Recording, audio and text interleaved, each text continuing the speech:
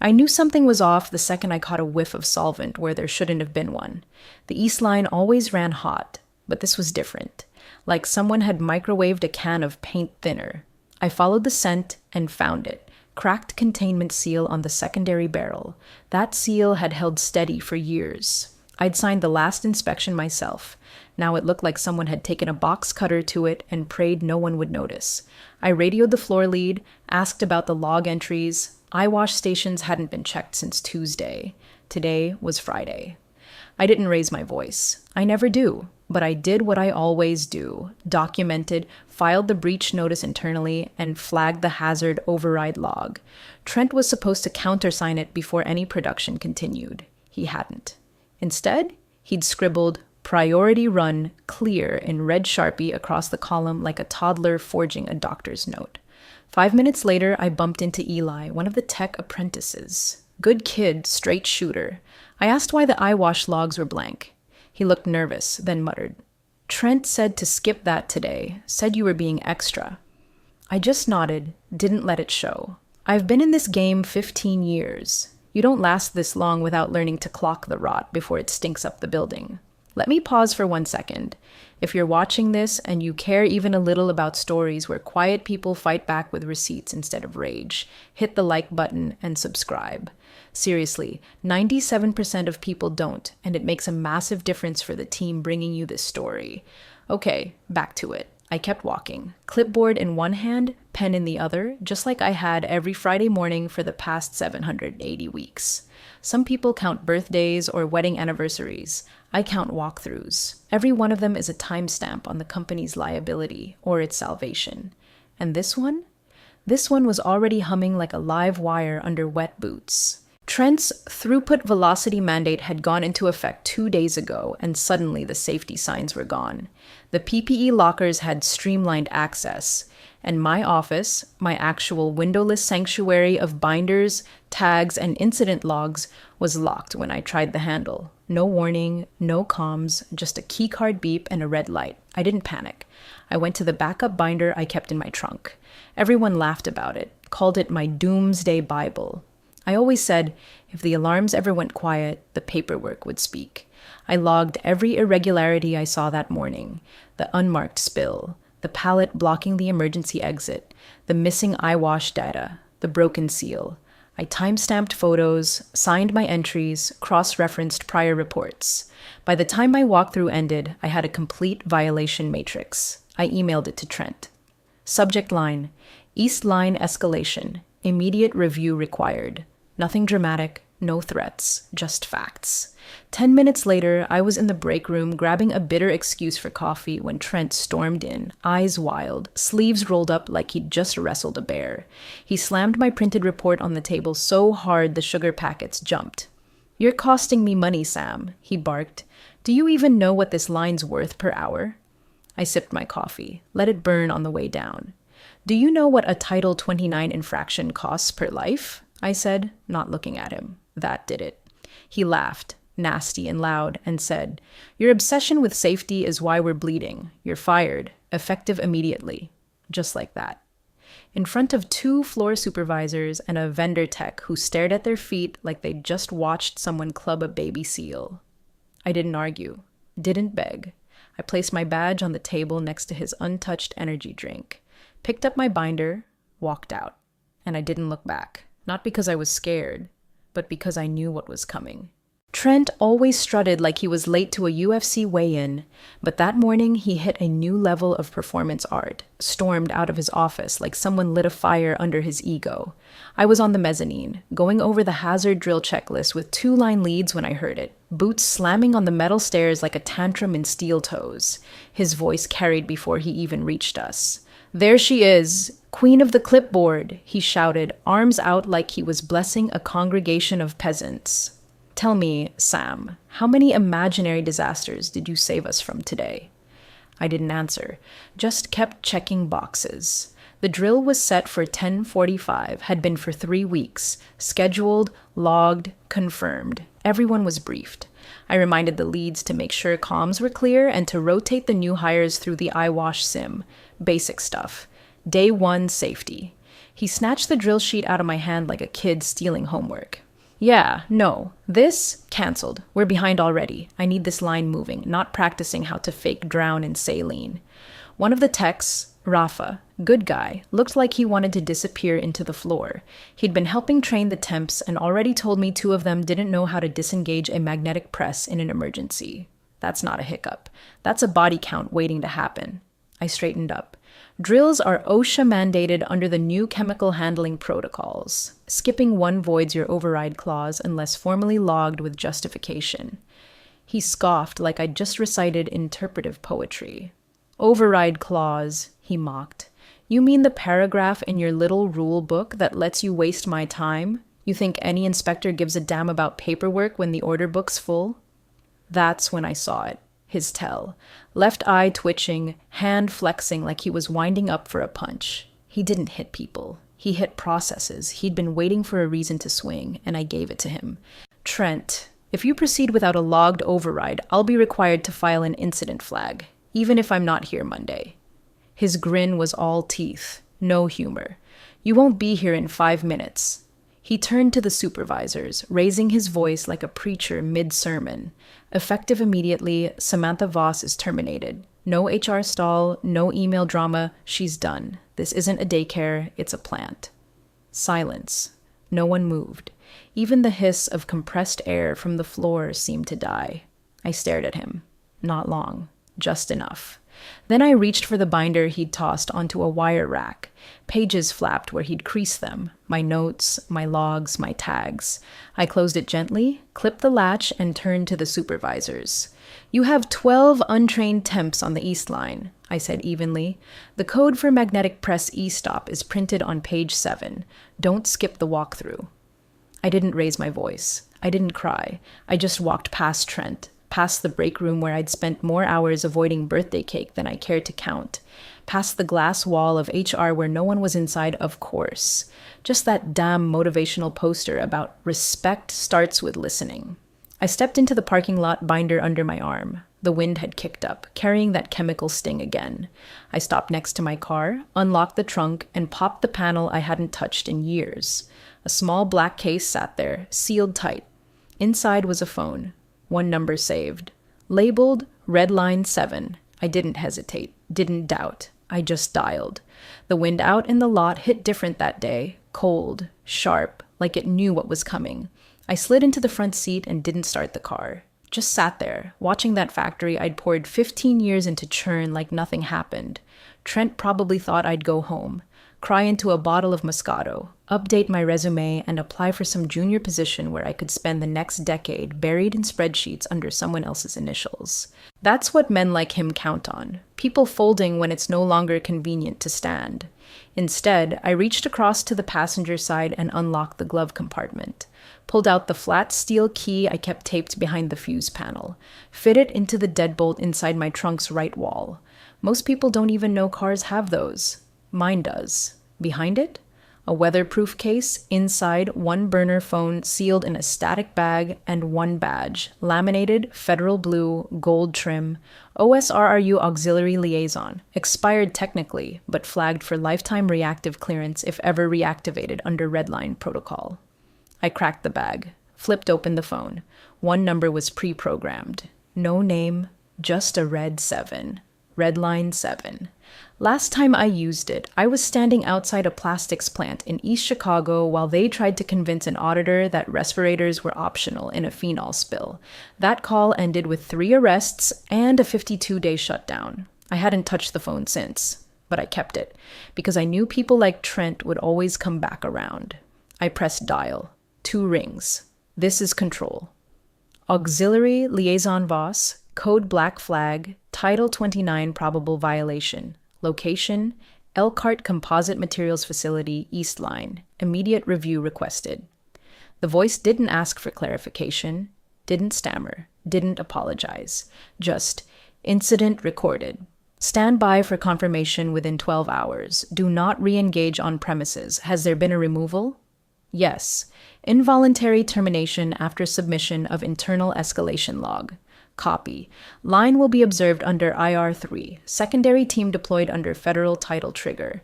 This line is now tagged for possible jurisdictional freeze. The line went dead.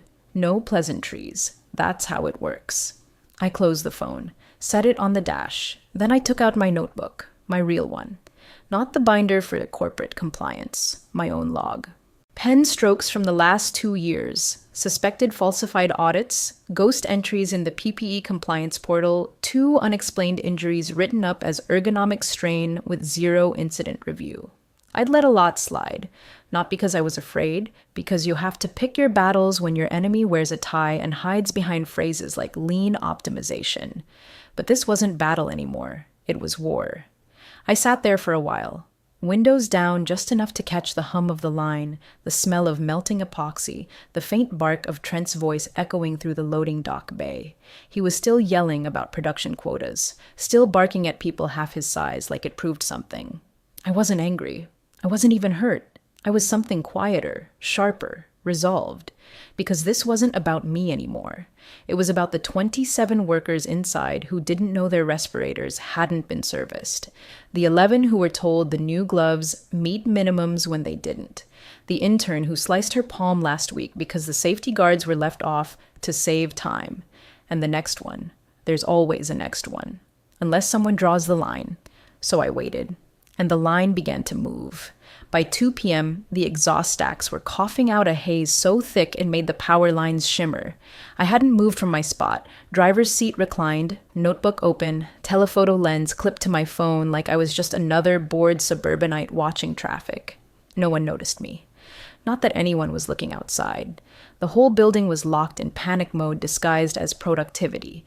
I counted 5 forklifts zipping across the loading dock, 2 of them carrying unstrapped pallets stacked past legal height. That was new. Someone was either too lazy or too rushed to secure them. A single sharp turn and that load becomes a blunt weapon. 1 bump, 1 slip, and someone's neck is in the crosshairs. At 2:18, a junior engineer, new kid named Nate, triggered a shutdown alarm on the mixer console. I watched it unfold through the break room windows. The lights flashed red. Line 3 halted. People froze like someone yanked gravity out from under them. Nate looked like he was gonna puke. Rookie mistake. He'd accidentally initiated a pressure purge mid-run, which could have ruptured the feed line if the sensors weren't compensating. That alarm, it wasn't a glitch. It was a warning, and it worked. But instead of debriefing, Trent stormed in, grabbed the incident log clipboard, flipped through it like he was looking for a reason to punch it, and then, clear as day, ripped the page out, crumpled it, tossed it in the trash like a bad receipt. I took a photo from across the street. ISO bumped, shutter steady, timestamp logged. That was violation number 12. I wasn't surprised, just sad, because I built that floor, not with hammers or concrete, with processes, with standards, with training sessions no one wanted to sit through but remembered when things went sideways. I'd walked that floor in rubber soles before half of those machines were even uncrated, and now the whole thing was unraveling like cheap thread under a dull blade. I emailed the agency. Subject, follow-up evidence, ECMP East Line.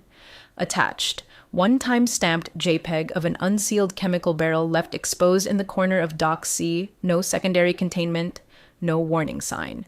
Just an open drum of bonding agent sweating under 72-degree sun, waiting to ruin somebody's lungs or future. In the body, I wrote 1 sentence. Observed 1407, barrel previously sealed per 1106 checklist. Possible override. Non-compliant with a 29 CFR 1910 NOM 106 D SU YE. They'd know what that meant. I made sure the old codes still rolled off my fingers. You don't forget them. Not when they were your armor for over a decade. I watched another forklift screech to a stop, barely missing a contractor who wasn't even wearing a vest. He looked back, yelled something, then just kept walking like the near miss didn't even register. That's how fast it happens. The line doesn't just break all at once. It frays, silently, and then it snaps. Inside, Trent was pacing like a lion in a cage made of his own stupidity. He didn't know it yet, but the moment he tore up that incident report, he wasn't in control anymore. Every decision he made was now a thread in the rope tightening around his own career. And I was just a woman in a car. with a badge he hadn't seen, and a pen he couldn't stop. At exactly 4:43 p.m., the rumble of a government-issued V8 broke the late shift hum like a thunderclap. A black SUV rolled up slow to the security gate, no decals, just dust and intent. It paused for half a beat, then pulled through without anyone lifting the arm. Someone inside had already cleared it. I sat up straighter in my seat. The passenger door cracked open. Out stepped a man who looked like he hadn't smiled since Clinton was in office. Close-cropped gray hair, stone face, federal windbreaker with the OSRRU crest stamped just above his heart. He moved like he wasn't in a rush because people made time when he showed up. He approached the front office alone. No backup, no clipboard. Just a leather-bound folio tucked under one arm like a weapon that didn't need reloading. Through the tinted glass, I could just make out the receptionist, a contract assistant named Brooke, stand up like she'd seen a ghost. She wasn't even with the company 6 months yet. Poor thing didn't know the difference between a safety audit and a federal freeze. She stammered something and pointed toward the mezzanine. Then Trent came out. Of course he did. Red in the face, trying to shake hands, voice too loud, too forced. He probably thought this was a surprise spot check. A quick scare, something he could bluff his way through with corporate buzzwords, and we're undergoing a transformation initiative. The agent didn't shake his hand. Current day's override documentation, he said, flat as drywall. For all hazard drills and safety drills marked waived, I need to see internal justifications, timestamps, and signatures from all applicable authority figures. Trent blinked. Sorry, I think there's been a miscommunication. We've got our quarterly internal next month. This must be a mix-up. The agent didn't blink. This isn't internal. This is a jurisdictional visit under Rapid Response Title 29 authority. Subpart E. You've been flagged. That's when the room changed. The HR rep stood in the doorway like someone had unplugged her. 2 floor leads appeared at the top of the mezz steps, trying not to look like they were listening. Even the janitor stopped mid-mop, holding still like the floor might explode underfoot. Trent, still bluffing, motioned toward the office. Let's go over whatever you've got. I'm sure we can resolve this. Probably a disgruntled former employee making noise. No hard feelings, but people get obsessive, overzealous. That's when the agent opened his folio. Inside, a sealed envelope, security stamped. He removed one document and laid it on the nearest table without ceremony. Full incident report, logged under my federal auxiliary number. Every page initialed, every timestamp matched to internal server logs, every violation supported by photographic evidence, chemical documentation, and cross-referenced OSHA clauses. Signed at the bottom, Samantha Voss, OSRRU Auxiliary Liaison, Level 2, Lifetime Reactive Clearance. The room went silent. You could hear the HVAC hum. Trent stared at the paper like it had just bit him. She doesn't work here anymore, he muttered. She's fired. This is overreach. The agent didn't even look up. Firing an authorized federal liaison after a filed escalation report constitutes obstruction under review protocol. You don't get to remove the person once the report's in the system. You're a subject now, not a manager.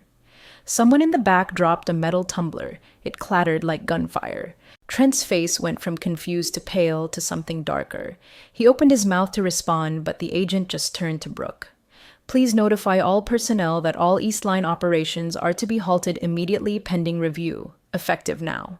She hesitated, glanced at Trent. Now.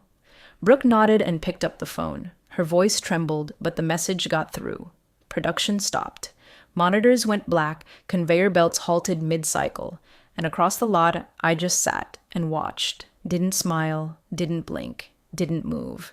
Because they weren't acting on his orders anymore. They were acting on mine. Trent's voice cracked before it rose, high and desperate, like a man who just realized the fire alarm wasn't a drill. You don't have that authority, he shouted, hands out, trying to command the room like it hadn't already been claimed. You can't shut down my line. We're mid-cycle. You'll cost us tens of thousands in material waste. This is unlawful interference. The agent didn't even turn around. He just nodded toward the front windows, toward the lot. Not my authority, he said quietly. I'm acting on hers. Trent froze. It took a full 3 seconds for his eyes to follow the gesture. Then he saw me. I was standing beside my car now. arms folded, binder tucked under one arm, wind tugging at the hem of my jacket, and around my neck, resting just above my collarbone, was a badge no one on that floor had ever seen. Not the one from HR, not the plant-issued nonsense with a barcode and expiration date. This one was laminated federal blue, edged in gold, and stamped with the OSRRU crest. You could see the blood drain from Trent's face like someone pulled a plug. Sam, he muttered, like it was a magic word that might make this all vanish. I didn't move, didn't wave, didn't blink, because the time for explanations had passed. The agent reached into his folio and pulled out a second document, shorter, single page printed on watermark paper. Effective immediately, under jurisdiction granted by the Occupational Safety Rapid Response Unit, all operations on the East Line are frozen pending emergency review and forensic audit. No materials may be moved, no processes may be resumed. All personnel must comply or face direct obstruction penalties under Federal Labor Statute 1103C. He handed the paper to Brooke, who held it like it might burn her fingers. Behind Trent, 2 other agents had appeared, one male, one female, both in matching windbreakers, both holding field cameras already powered on. One stepped past the front desk, panning slowly across the open floor, capturing every blinking red light, every halted conveyor, every stunned face. The other moved toward the lockers, scanning for unsecured gear. The agents didn't rush. They didn't yell. They moved like people with a script and all the time in the world. "Wait," Trent stammered, turning back toward the agent. "You said she doesn't work here. She's a former employee." "She's a federal liaison. Termination of local employment does not revoke federal credentialing," the agent replied, matter of fact. "She initiated a Red Line 7 flag after observing probable violations, falsified logs, and override abuse. That's more than enough to trigger a hard stop." "But this plant, this is private sector." Trent tried again. "You don't get to just show up and—" The agent looked up from his clipboard. "You've already been recorded obstructing an incident log and instructing staff to bypass hazard protocols. You want to keep arguing, or do you want a lawyer?" Trent shut up. Behind him, someone whispered, "He's screwed," not even trying to hide it. And outside, I just stood still. 15 years I walked that floor, wrote those protocols, fought for gloves that didn't fall apart in an hour, begged for eyewash stations in the places that actually needed them, logged near misses no one else would file because they were scared of getting yelled at. And now here we were. Trent, the man who said safety was a luxury, that my notes were obsessive, that I was just a glorified clipboard with hips, was standing ankle deep in his own disaster, caught in a web of every corner he cut, every drill he canceled, every red flag he shredded. All because he thought people like me don't fight back. He forgot one thing. We don't fight loud. We fight with logs, with code, with one laminated badge and a call we never wanted to make. And when the camera turned toward the parking lot, I didn't step back. I just let them see it. The badge, the binder, and a woman who was done asking nicely. The real panic didn't start when the line shut down. It started 20 minutes later, when the first executive got the call. You could feel it ripple through the building like a pulse of electricity under wet concrete. Someone from the Chicago regional office came on site. Suit, Bluetooth headset, 1,000-yard stare. He didn't say much, just beeline for the upstairs conference room while simultaneously barking legal codes into his phone. Behind him, the HR director was already white-knuckling a manila folder labeled Pending Dismissals. My name circled in red ink. Down on the floor, the compliance team was tearing through files like they were disarming a bomb. Binders stacked to the ceiling, safety drill records unboxed, digital logs pulled from cold storage. Every name on every form was suddenly under a microscope. And at the center of it all, my signature. Dozens of times, filed properly, dated clearly, backed by photos, confirmed by timestamps. All those little things they used to roll their eyes at. Sam's doing another paper parade. You still using pen for that? We're now the only line of defense between a shutdown and a criminal investigation. In a moment of beautiful irony, someone found a folder labeled Flagged, Non-Critical in the back of the safety locker. It was mine. They'd downgraded it after I left. Inside, annotated PPE deviations, training rosters with no instructor sign-offs, forklift incident reports that had been lost during a system update. I'd copied all of it. and I hadn't just walked out. Before I turned in my badge, I'd stopped by HR, while Trent was still puffed up in the break room, gloating about throughput like he'd just won a medal. I left a sealed envelope on the desk with the receptionist. She asked what it was. "Just housekeeping," I said. What she didn't know was that inside that envelope was a notarized escalation memo, stamped, dated, signed, with references to Title 29 violations, chain of custody breakdowns, and a personal statement certifying that I'd been terminated within 30 minutes of filing a formal safety alert. I didn't need them to open it. I just needed it to exist. Now that envelope was open, laid flat on the conference table, the notary stamp in the corner glowing under the overhead fluorescence like a branding iron. The VP from Regional, some guy I'd only met once during a flu shot drive, looked at the document, then at the HR director, then back at the floor through the glass wall. "Why the hell wasn't she in the loop?" he asked, voice tight with that mix of disbelief and barely concealed rage executives use when they know the fallout is already on camera. The HR director just shook her head. Trent said she was creating friction, that she wasn't aligned with the new output goals. Aligned. Like safety was a personality trait, like lives were optional so long as the quarterly targets were smiling. The agent, still in the room, didn't even look up. "We've already confirmed her authority. Her filings are now considered primary documentation in the review process." Someone dropped into a chair. Another reached for a bottle of water with a shaking hand. I stood outside, still, quiet, didn't wave, didn't walk in, didn't say a word. Because vindication isn't loud, it doesn't gloat. It doesn't strut or curse or deliver speeches over broken men. It just is.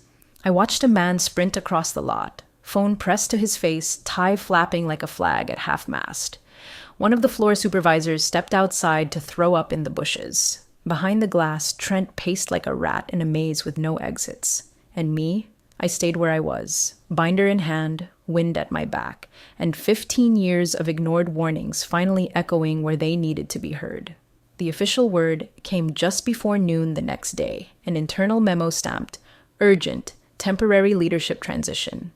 Corporate speak for, "Trent's been benched, not fired yet, but relieved of all operational authority pending investigation."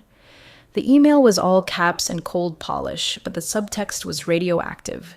They'd seen the logs, they'd seen the footage, they'd read the report with my federal seal stamped across every page like a death knell.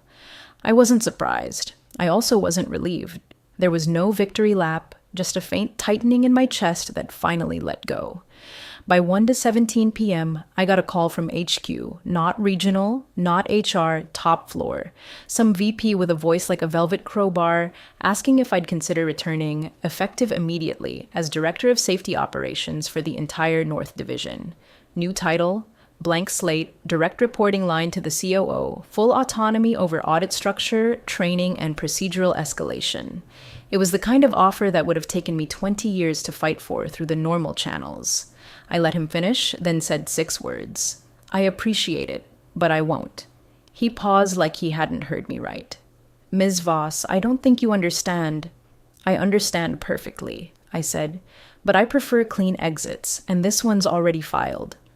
There was silence on the line, the kind of silence that carries weight. "You'll be missed." "No," I said, "I'll be remembered." I hung up.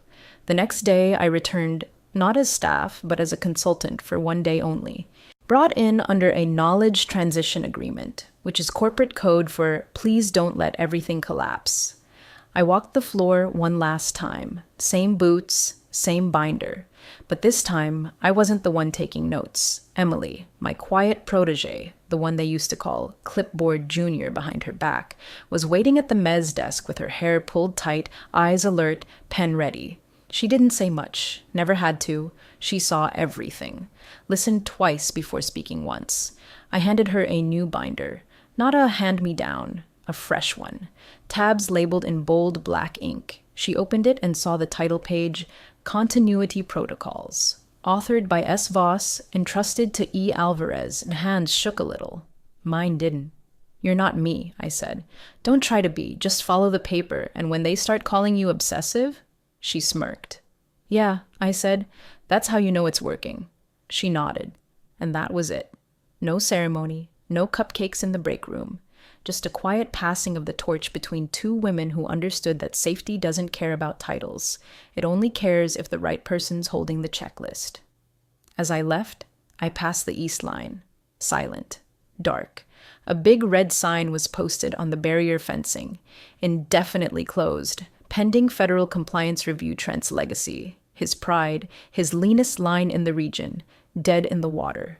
Not with a bang, but with the whisper of a woman he'd fired for caring too much. And as I stepped into my car, I didn't look back. I didn't need to, because the paper would outlast us all.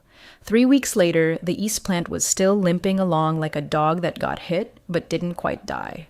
Only 2 of the 5 lines were operational, under constant watch. Every process now had to be double-signed. Spot checks were daily. Lockout, tagout logs required photo evidence. The entire building felt like it was holding its breath, praying no one sneezed near a checklist. Inside the compliance office, what used to be a glorified closet wedged between the server room and the janitor's cart, someone had cleaned it up. Fresh paint, new desk, a real window. But the centerpiece was what hung on the far wall in a thick glass frame. A photo of my original East Line hazard checklist. Faded, annotated in pen, time-stamped. There was even a smudge from the day I spilled coffee during a walkthrough and wiped it with my sleeve. They treated it like scripture now. I didn't ask for that. Didn't need it. But I'd be lying if I said I didn't feel something when I saw the picture a week later, snapped during an internal newsletter spread titled, "Return to Compliance, a New Chapter." Beneath the frame, a brass plaque read, "Voss Protocol, initiated 11/11." My inbox flooded for a few days. Former coworkers, clients, 2 regional safety directors who used to ignore my emails now asking if I'd consult. I turned most of it down. I'd had enough conference rooms and stakeholder engagement sessions to last a lifetime. These days, I preferred mornings quiet. But I did agree to one thing. The agent who led the lockdown, his name was Randall, emailed to ask if I'd permit use of my report as a training example. Not just the formal write-up, but the process, how I built the case, documented every step, retained chain of custody, and embedded compliance tags that matched federal references line by line. I gave him my blessing. A month after the shutdown, he stood at a federal training seminar in D.C., projected my first report on a massive screen behind him, and said this to a room full of junior auditors.